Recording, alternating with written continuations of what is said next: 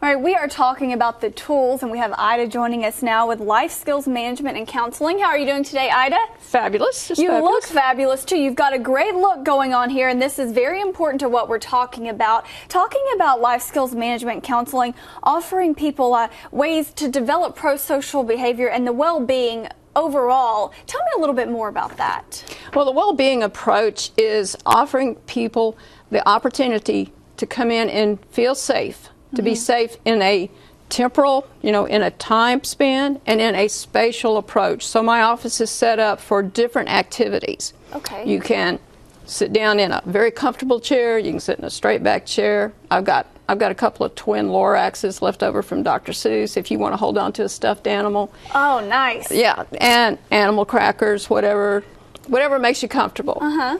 And we go through a problem, something that is challenging you or your situation, a challenging issue, and we feel safe and we explore some creative alternatives.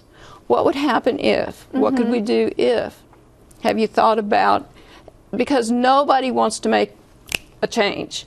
However, we can do these incremental behavioral shifts and we can experiment. We can try a different, just in that safe space, we can try a different approach. Well, and in a positive way, too, trying to encourage positive thinking, maybe and positive behavior. There's so many things that go into what you would put under the life skills umbrella. Exactly. Life skills are, they are developing pro-social, constructive, not only attitudes, but behaviors in life, because as we all know, it's the behaviors that get us into trouble.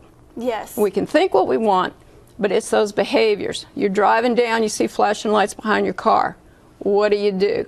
If you hit the accelerator, you're automatically in trouble.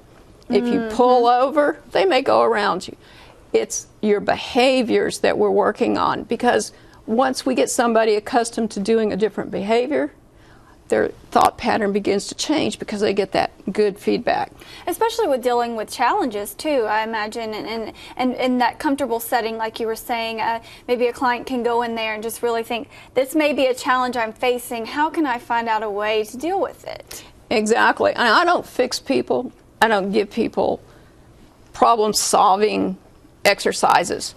I ask, well, what are your thoughts? What tools do you have? And this goes back to this idea of if for guys, if you're going to build something or repair it, do you go into your kid's closet and get the ones that came from the toy store or from the dollar store? You're not going to get a whole lot done useful around the house with those tools.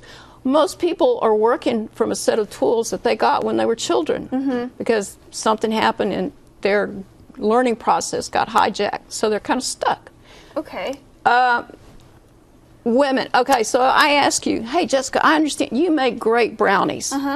You make incredible brownies. So what I'd like for you to do, I'm doing a workshop on Saturday. I need 5 dozen brownies.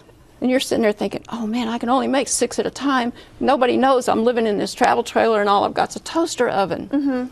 So let's see. 5, that's 60 brownies. I can only make 6 at a time. Oh, how can I do this? Because you want to keep me as a friend. Right. And I'm offering to pay you. I don't want to feel like I'm disappointing you or get it done. Maybe I just tried to ask for help on my end. Well, that would be an alternative. So what if you wanted to keep me as a friend and you trusted me, what could you say? Well, I could say that I just need to make sure that how much time I have, and if it needs to be done in just a couple of days, and if it's okay if I ask for someone else to help me and I borrow their kitchen.